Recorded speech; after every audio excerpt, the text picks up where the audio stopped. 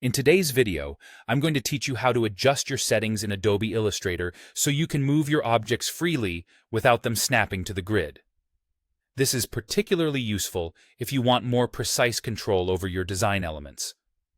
Let's begin by turning our attention to the menu bar at the top of Illustrator.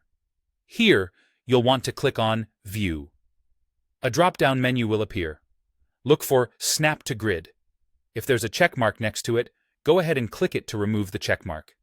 Disabling Snap to Grid will allow your objects to move without adhering to the grid lines in your workspace, giving you more flexibility with precision. Now, this next step is optional, but it can help enhance your experience if the grid itself is distracting while you're working. In the same View menu, you'll also see an option labeled Show Grid. If you're not keen on seeing the grid, you can remove its visibility by simply clicking it to remove the checkmark there too. This action gives you a cleaner workspace if that's what you prefer. Sometimes you might find that objects are snapping to places other than the grid, such as pixels or anchor points. This snapping behavior can be just as restrictive, so let's address that.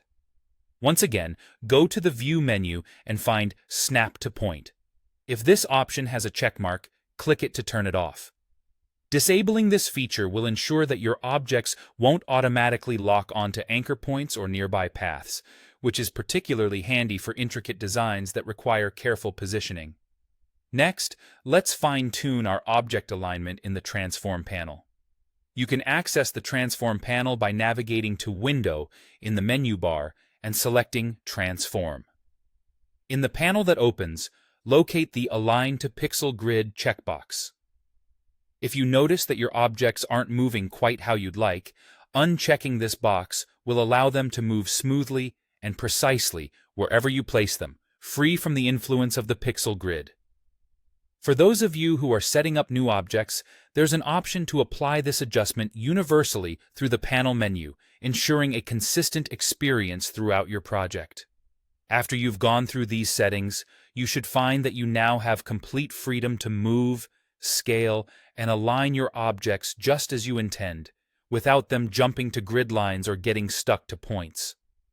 I hope this walkthrough has equipped you with better control over your Illustrator workspace and the confidence to get creative without worrying about restrictions.